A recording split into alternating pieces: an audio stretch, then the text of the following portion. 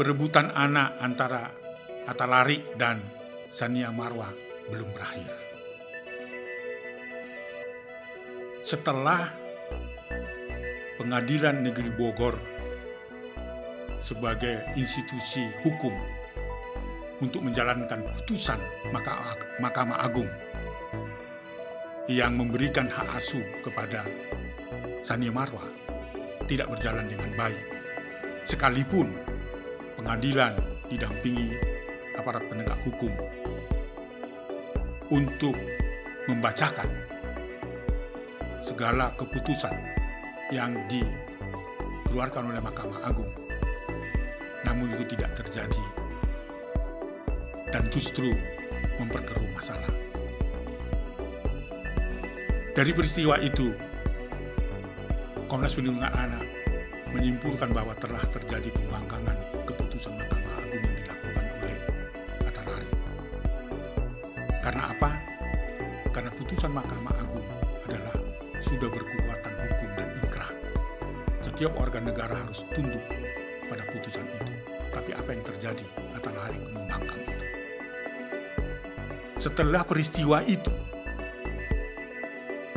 pihak Atta Larik mengeluarkan surat terbuka kepada publik yang justru melakukan upaya-upaya menyebar informasi yang tidak sesuai dengan apa yang terjadi pada tanggal 29 April yang lalu. Dalam surat terbuka itu justru menjadi memperkeruh masalah. Karena apa? Karena apa yang dilakukan oleh Pengadilan Negeri Bogor sebagai implementator dari keputusan Mahkamah Agung itu dianggap adalah melakukan kekerasan. Dan sumber-sumber informasi yang disampaikan juga itu adalah mengakibatkan penyelesaian masalah pengasuhan anak ini akan terkendala. Oleh karena itu, Komnas Perlindungan Anak tetap pada prinsipnya demi kepentingan terbaik anak. Saya memohon kepada Atta Larik dan Ibu Tsania Marwa untuk duduk bersama untuk menyelamatkan masa depan anak-anak ini. Bukan karena egoisme dari kedua orang tua. Patuhilah putusan Mahkamah Agung. Jangan memperkeruh masalah. Kalau itu akan dilakukan secara eksklusif dalam keluarga, tertutup, silakan. Tidak perlu orang lain ikut terlibat. Tapi tunduklah pada putusan Mahkamah Agung. Agar apa? Anak-anak bisa terselamatkan. Sekali lagi, Pak Atta Larik, belum tentu anak itu bahagia di tangan Anda. Secara fisik mungkin saja terlihat gembira, bahagia. Tetapi secara psikologis bisa saja itu akan terganggu. Itulah kepentingan Komnas Perlindungan Anak melihat dalam perspektif perlindungan anak. Bukan melihat Tsania Marwa atau Bapak Atta Larik.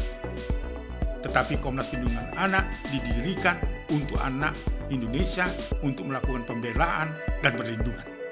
Itulah misi yang diemban sebagai tugas dan tanggung jawab Komnas Perlindungan Anak. Sekali lagi, jangan membangkang terhadap putusan Mahkamah Agung. Patuhi putusan Mahkamah Agung sebagai warga negara yang baik. Berikut, tidak ada alasan apapun untuk menghambat Ibu Tsania Marwa untuk bertemu dengan anaknya. Lepas bahwa itu adalah keputusan hukum.